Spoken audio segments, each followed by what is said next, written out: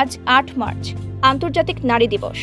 ১৮৫৭ সালে যুক্তরাষ্ট্রের শ্রমজীবী নারীদের অধিকার আদায় আন্দোলনের মধ্য দিয়ে শুরু হওয়া এ দিবস আজ বিশ্বজুড়ে সমতা ও মর্যাদার বার্তা ছড়িয়ে দিচ্ছে। তবে পার্বত্য চট্টগ্রামের নারীদের বেলা এমন বাস্তবতা বড্ড বেমানান।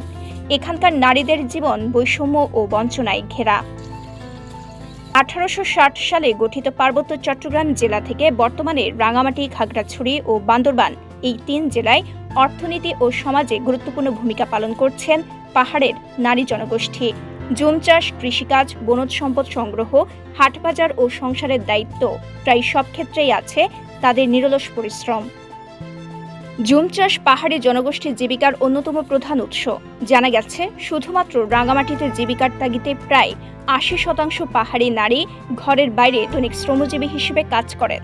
কিন্তু এখানে একই জমিতে একই সময় কাজ করে একজন পুরুষ শ্রমিক দৈনিক মজুরি পান ৬০০ থেকে ৮০০ টাকা, অন্যদিকে নারীরা পান মাত্র ৩০০ থেকে ৪০০ টাকা। পুরুষের দাম যেরকম, আমরা দাম সেরকম করলে আমরা করে দূরে খাইয়া ছেলে মেয়ে নিয়ে শান্তি পাই। তো সমান হওয়া উচিত, মানে হচ্ছে ছেলে মেয়ে তো ওই যে ছেলে যেটা করে মেয়েরাও তো এটা করে, তাই না? সেজন্য তো আমাদের কষ্ট হয় আর কি।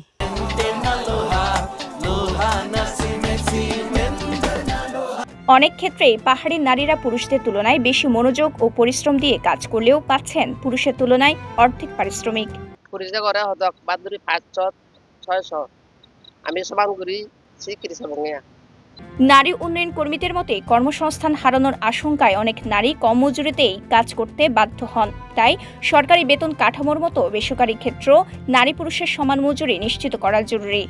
পার্বত্য এলাকার নারীরা দুর্গম এলাকায় কিন্তু বিভিন্ন কাজ করছে ম্যানুয়ালি, যেখানে যারা কাজ খাটাচ্ছে তারা কিন্তু নারীদেরকে বেশি নেয়, কারণ তাদেরকে পুরুষের তুলনায় অর্ধেক দামে নিতে পারছে, এত বেশি খাটিয়ে নিতে পারছে, এবং নারীরা কিন্তু এক্ষেত্রে খুবই কিন্তু সততার সাথে তারা কাজ করে থাকে এবং সঠিক তাদের যে ডেলিভারি ওটা দিয়ে থাকে। মহিলা বিষয়ক অধিদপ্তর থেকে জানা যায়, পাহাড়ি নারীরা তাদের নিজেদের অধিকার আদায়ের জন্য মা ও শিশু কর্মসূচি, মহিলা স্বেচ্ছাসেবী ও অন্যান্য উপকারভোগী সংস্থার উদ্যোগে উঠান বৈঠকে নানা পরামর্শ দেওয়া হচ্ছে।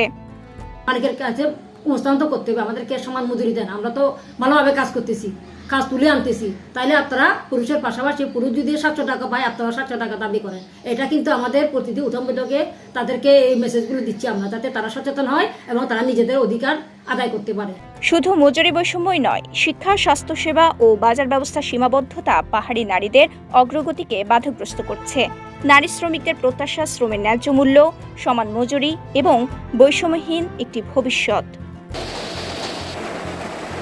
পার্বত্য জেলার রাঙামাটি থেকে রকিবউদ্দিন রকির পাঠানো তথ্যচিত্রে সাফা মারোয়া, কালের কণ্ঠ, চট্টগ্রাম।